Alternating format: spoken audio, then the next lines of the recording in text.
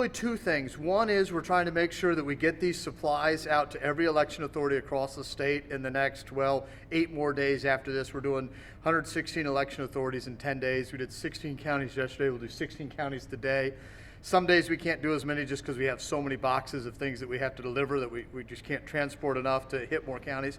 So we want to make sure they have those supplies. And secondly, we want to make sure that the people of the state know that their election authority has those supplies, that their election authority has planned this out for months, not days, not weeks, but months ahead of time. You were thinking about this before the presidential preference primary. Yes, exactly. So we want the people of the state to know that the election is going to be run safely. It's not going to be like Milwaukee where they take 118 polling places or 180 polling places and jam them into 4.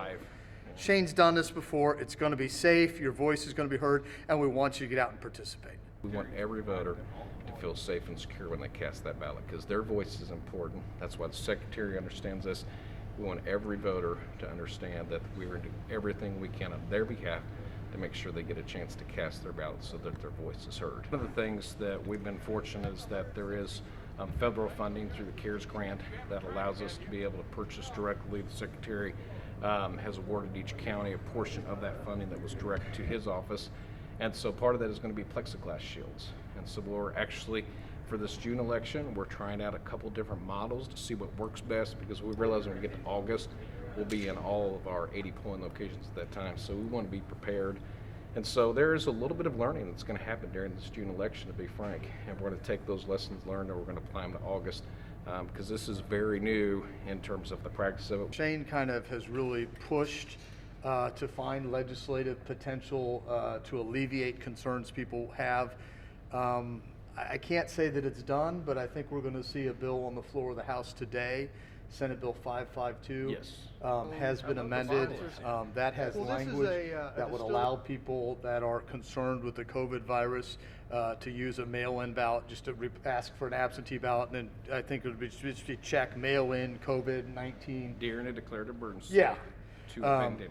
And then secondly, what I really appreciate is with this grant that we gave to Greene County, they didn't just spend it on things that are going to be gone after the election. He's talking about buying durable things like those plexiglass shields that are going to help you in April or August and November and years to come.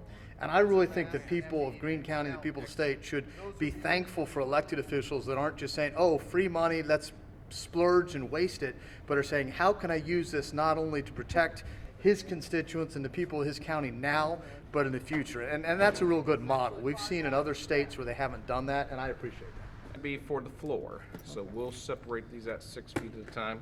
I believe there's 15 per polling location. The Secretary's office is providing. I've lost track of the number. That's what Chrissy told us. Then Chrissy knows. We appreciate that.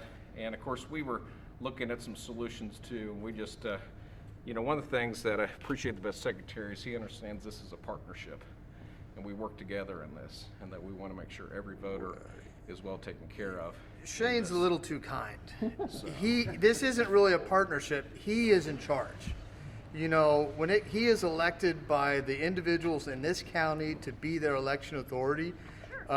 He's kind enough to work with me, but he's responsible. He's the one that has to make all the hard decisions, and I'm just trying to come along to help him to continue to do the job for the people of this county that he's been doing. And that's why they love him down here, because of the job.